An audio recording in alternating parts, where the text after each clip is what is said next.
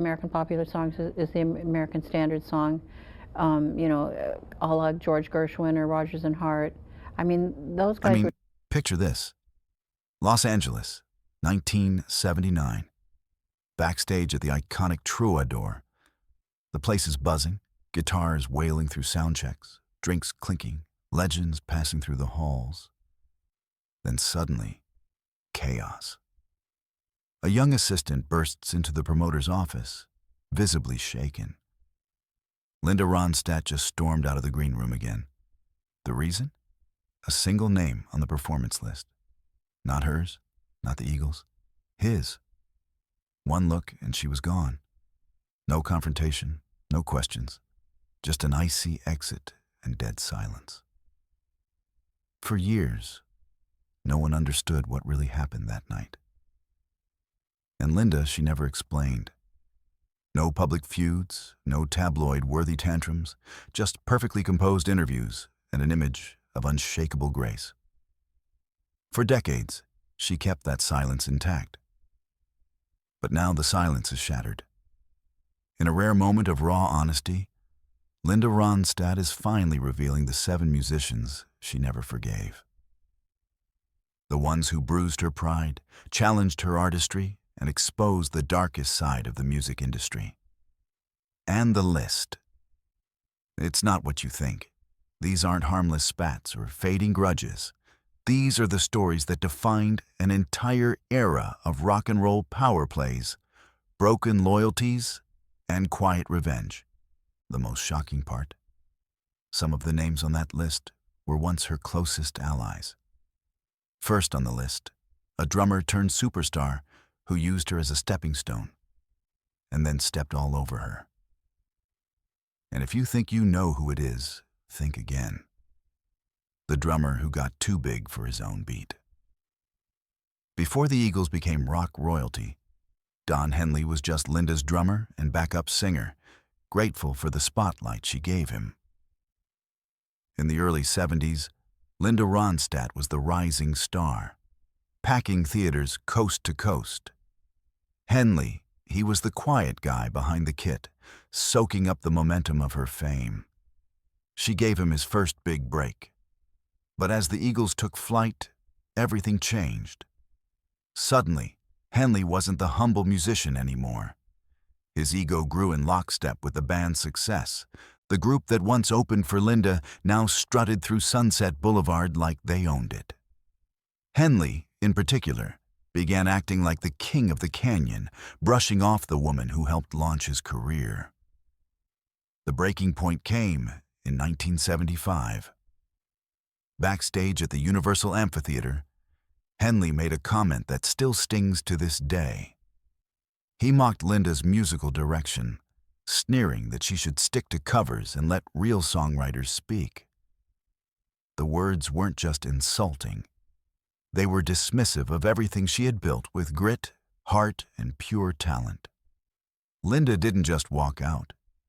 She revoked his tour credentials on the spot. No second chances. Whispers spread through the industry. Henley's arrogance had gone unchecked for too long. Friends and Roys spoke quietly of his cocaine-fueled tantrums, his ego-driven decisions, and the cruel barbs he'd throw behind closed doors.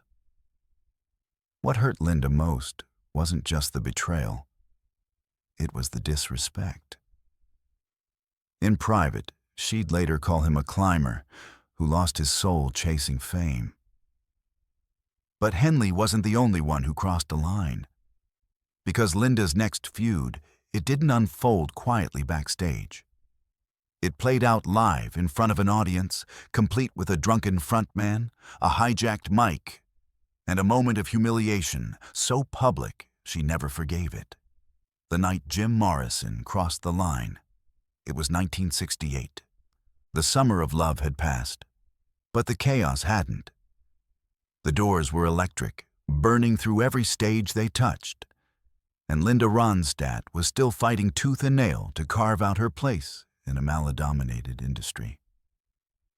That night, at a private after-party near the Whiskey A Go-Go, legends and misfits mixed freely. But no one expected what happened when Jim Morrison spotted Linda. He was already several drinks in, shirt half unbuttoned, swaggering through the crowd. Mid-performance, in a moment equal parts madness and ego, Morrison pulled Linda on stage without warning. It wasn't planned, it wasn't cute, it was reckless. And then he leaned in. Right in front of everyone, he tried to kiss her. Linda recoiled instinctively. Morrison lost his balance, stumbled into her mic stand, and nearly brought the entire setup crashing down. Gasps, stares, whispers. The crowd didn't know whether to laugh or panic. The moment was never caught on camera, but it became underground legend. Passed around backstage and through late-night radio stories for years. Morrison never apologized. In fact, he doubled down. Months later, in a radio interview, he mocked her, calling her sweet but spineless, dismissing her as harmless, forgettable. Linda didn't clap back publicly. She never did. But behind closed doors, her words cut deep. Within her inner circle, she called Morrison a brilliant wreck who poisoned everything around him.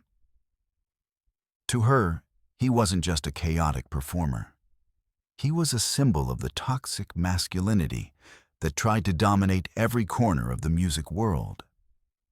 And while Morrison's antics left emotional bruises, the next betrayal wasn't delivered with slurred words or drunken kisses.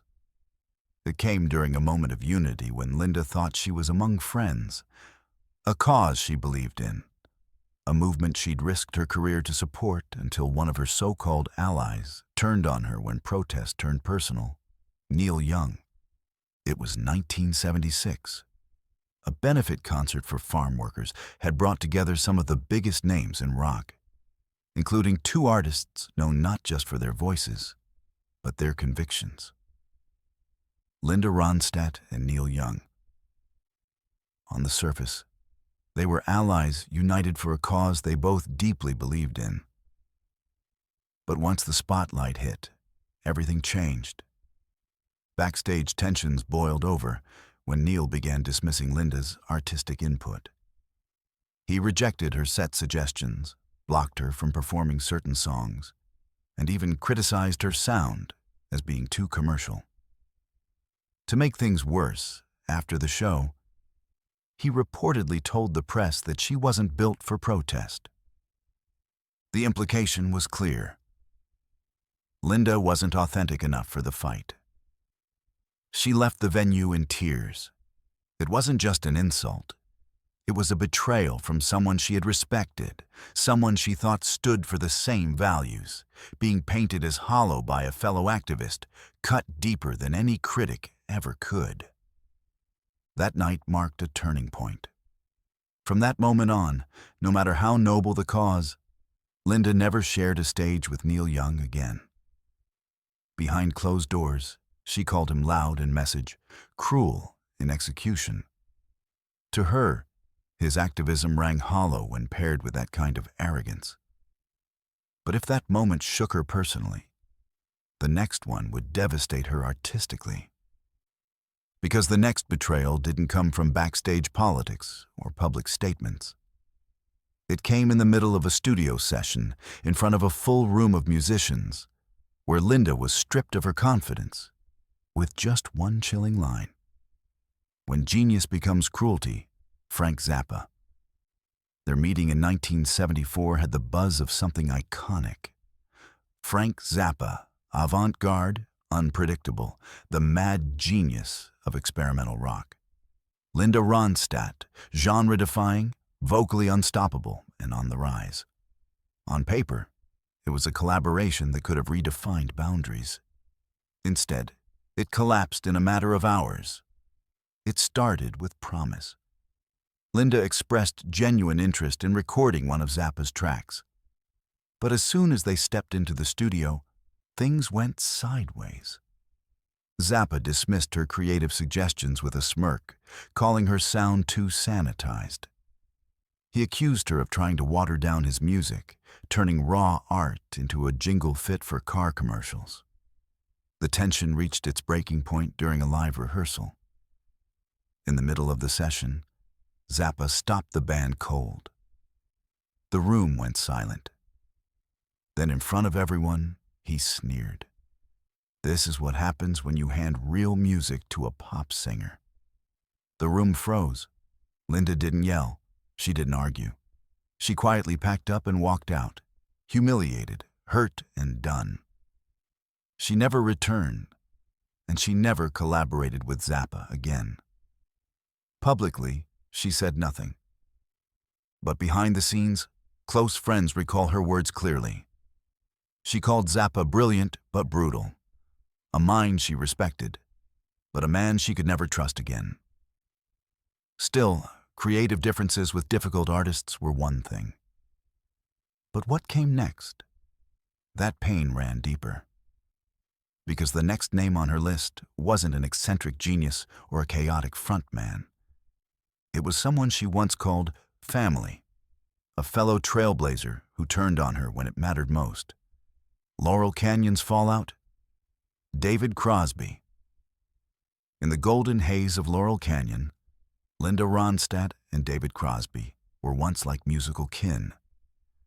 They shared not just stages and studio time, but an unspoken trust rooted in the countercultural movement they both helped shape. Crosby's harmonies and Linda's genre-crossing vocals were part of the same revolutionary wave. And in those days, the bond seemed unbreakable.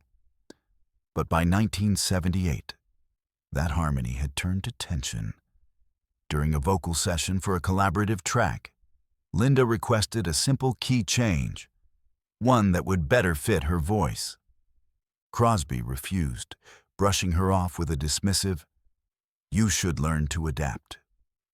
What might have been a minor disagreement quickly snowballed.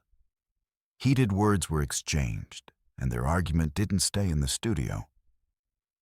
Within days, it had leaked to the press, turning into one of the most whispered about clashes in the canyon. But it didn't stop there. Crosby went public in Rolling Stone, calling Linda manufactured, implying she was more product than talent. For Linda, who had built her entire career on raw ability and creative instinct, it was a dagger to the heart. She didn't respond in interviews. She never did. But the silence she maintained was anything but passive. She made a quiet but pointed move. She banned his name from being spoken around her band and inner circle. Studio musicians were told not to bring him up. His music was removed from her tour playlists. It was as if he no longer existed in her world. To Linda, Crosby had betrayed not just a friendship, but a shared ideal of what Laurel Canyon once represented. Privately, she referred to him as a warning sign, proof that even the most brilliant minds could be consumed by ego, drugs, and fame. And while Crosby's betrayal was personal, the next on her list was something colder. A public jab that turned punk poetry into weaponized cruelty. Punk provocation. Elvis Costello's public insult. It was 1979, and Cleveland was buzzing with energy. A major festival had drawn together icons and up-and-comers alike. Linda Ronstadt, fresh off a string of chart-topping albums, was one of the headliners. At the peak of her powers, she was an established force. That night, all eyes were on her. And one of them belonged to Elvis Costello. He was the new kid on the scene. Brash, brilliant, barely filtered. Punk rock's intellectual rebel with a chip on his shoulder and something to prove. But no one expected what happened next. In front of a cluster of reporters, Costello sneered, calling Linda's set background music for brunch. It was more than a jab. It was a public humiliation. The comment spread quickly, and when Linda confronted him backstage, hoping for clarity or maybe even an apology, she got something else entirely. Costello, reportedly drunk and arrogant, looked her in the eye, threw another cold insult, and walked off without a word of remorse. Linda never looked back. To her, Elvis Costello represented something bigger than just one rude remark. He embodied a new kind of artist, clever but heartless, critical without compassion. Not rebellious, just cruel for the sake of it. She saw no soul in his defiance, only ego. And yet, even that bitterness couldn't compare to the final heartbreak on her list. Because the last name wasn't a wild rocker or a brash newcomer. It was someone whose music should have harmonized with hers. A voice so compatible, it seemed like fate was trying to put them on the same path. But behind the scenes, the clash was undeniable. And what should have been a dream collaboration turned into a silent war. Perfection or control. Paul Simon's cold dismissal. In 1982, it seemed like the perfect collaboration. Paul Simon, one of the most respected songwriters of his time, and Linda Ronstadt, the reigning queen of genre-defying vocals. When she agreed to duet with him for his upcoming album, fans and industry insiders alike buzzed with excitement. On paper, it was a dream. In reality, it was a slow, burning nightmare. From the first rehearsal, things felt off. Simon nitpicked her delivery, interrupting takes to correct phrasing that didn't need fixing. He rewrote lyrics without consulting her and offered vocal advice that felt more like thinly veiled criticism. According to those close to Linda, she later described the experience as feeling like being scolded by a principal. Every note she sang was met with scrutiny, not support. The chemistry never materialized. The creative spark fizzled under the weight of ego and condescension. The song was ultimately shelved, unfinished, unreleased, and unspoken of for years. But for Linda, the damage wasn't about one track. It was about being treated as less than. A voice like hers, a legacy like hers, deserved a partner. Instead, she got a dictator. After that, she made a quiet promise to herself. She would never step into a studio with Paul Simon again. And with that final fracture, Linda Ronstadt's silence on her biggest betrayals had officially unraveled. 7 musicians, 7 scars, all hidden behind decades of elegance, until now. Because behind every harmony, there's a story no one hears until someone dares to tell it. Why she kept it quiet all these years. Linda Ronstadt has never been one to feed the gossip machine. For decades, she let the music speak.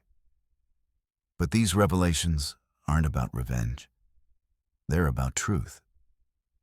She built her legacy not just on talent, but on surviving egos, betrayals, and a ruthless industry. And in finally telling these stories, she's not tearing others down. She's lifting a veil. Because sometimes the greatest strength isn't in the songs we sing, but in the silence we choose to break. Which of these stories shocked you the most? And do you think Linda was right to stay silent all those years? Let us know below. Don't forget to like and subscribe, and we will see you next time.